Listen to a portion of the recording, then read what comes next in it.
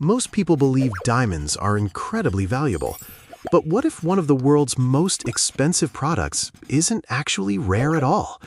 For more than a century, billions of people have paid enormous prices for diamonds, believing they are scarce and precious. The surprising truth is that there are far more diamonds in existence than most people realize.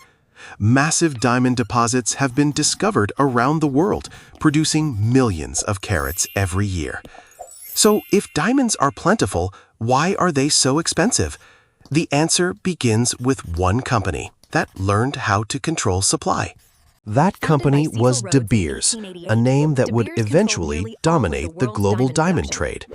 The story began in the late 19th century, when huge diamond discoveries were made in South Africa. As more diamonds entered the market, prices started dropping. Too much supply threatened profits. De Beers responded by buying mines and acquiring diamonds from competitors, consolidating control over the industry. At its peak, De Beers controlled roughly 90% of the world's diamond supply. Instead of selling every diamond they owned, the company stored vast quantities away from the public market. By restricting supply, prices stayed artificially high. The key trick was making market supply look much smaller than actual supply. Consumers saw rarity. Behind the scenes, warehouses held enormous diamond inventories. The perception of rarity became far more valuable than rarity itself. But controlling supply was only half the strategy. De Beers also needed to control demand. The company launched one of the most successful advertising campaigns in business history. Their goal was simple: convince people that diamonds were the ultimate symbol of love and commitment. Over time, buying a diamond engagement ring became a social expectation rather than a personal choice. Then came a slogan that changed consumer behavior forever. A diamond is forever. It would become one of the most influential marketing messages ever created. The slogan appeared everywhere, turning diamonds from a luxury item into a cultural expectation. Before these campaigns, diamond engagement rings were not a universal tradition. Within a few decades, the idea spread rapidly, especially throughout the United States and Western countries.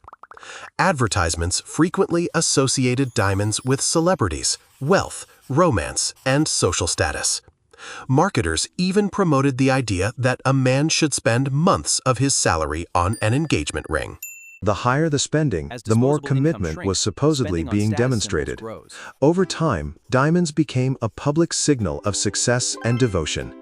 Eventually, many people stopped questioning the connection between love and diamonds altogether. But here's where the story becomes even more surprising. Unlike many people assume, diamonds usually lose a large portion of their value the moment they are purchased. The resale market often tells a very different story than the jewelry showroom. Many owners discover that buyers are unwilling to pay anywhere near the original retail price. Part of the reason is that retail prices include huge markups, advertising costs, and branding. Consumers aren't just paying for the stone itself, they're paying for an entire marketing system built around it. Then another challenge emerged: lab-grown diamonds. Chemically and physically, lab-grown diamonds can be nearly identical to mined diamonds. Yet lab-grown diamonds often sell for a fraction of the price. This raises an uncomfortable question. How much of a diamond's value comes from rarity, and how much comes from perception? The deeper you look, the more the diamond market appears to be driven by carefully managed perception.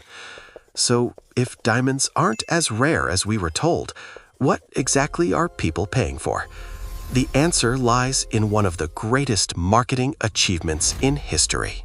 To answer that question, we first need to understand what gives anything value in the first place. In economics, value is not determined by cost alone. It is determined by what people are willing to pay.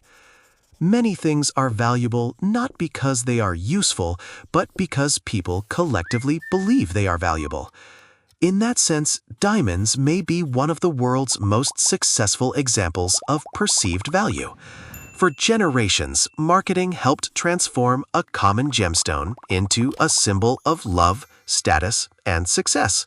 Perception often contributed more to diamond prices than actual scarcity.